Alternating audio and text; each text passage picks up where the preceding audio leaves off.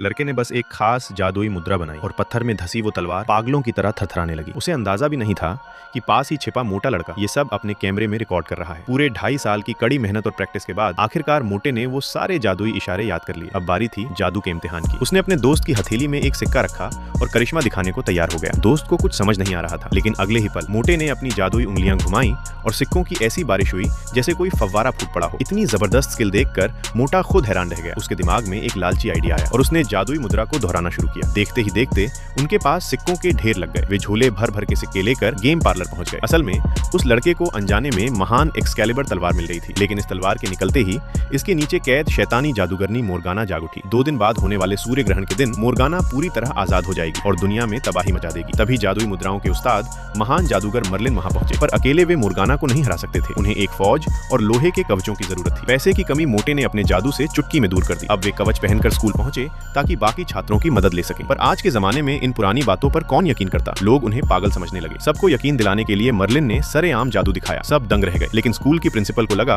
कि ये कोई हाथ की सफाई है। वक्त कम था, इसलिए मर्लिन ने एक खास जादुई इशारा किया और सीधे प्रिंसिपल को अपने वश में कर लिया। अब प्रिंसिपल का एक आदेश पूरी स्कूल की फौज खड़ा करने के लिए काफी था। रात होते ही जमीन फाड़कर भूतिया सैनिक बाहर निकल आए। वे हथियारों से लैस होकर स्कूल पर टूट पड़े। छात्रों ने पहले से ही जाल बिछा रखे थे और एक एक करके भूतों का सफाया करने लगे, लेकिन भूतों की तादाद इतनी ज्यादा थी कि छात्र पीछे हटने पर मजबूर हो गए और छत पर जा पहुंचे। तभी खुद मोर्गाना अपने असली खौफनाक रूप में सामने आई। मर्लिन अब बूढ़े और कमजोर पड़ चुके थे, लेकिन ऐन मौके पर एलेक्स ने मर्लिन को जादुई टॉनिक जैसा बूस्ट दिया। जोश से भरे मर्लिन ने अपनी सबसे घातक जादुई शक्ति का इस्तेमाल किया और एक जोरदार हमले के साथ मोर्गाना को दोबारा हमेशा के लिए कैद कर दिया। दुनिया एक बार फिर तबाही से बच गई।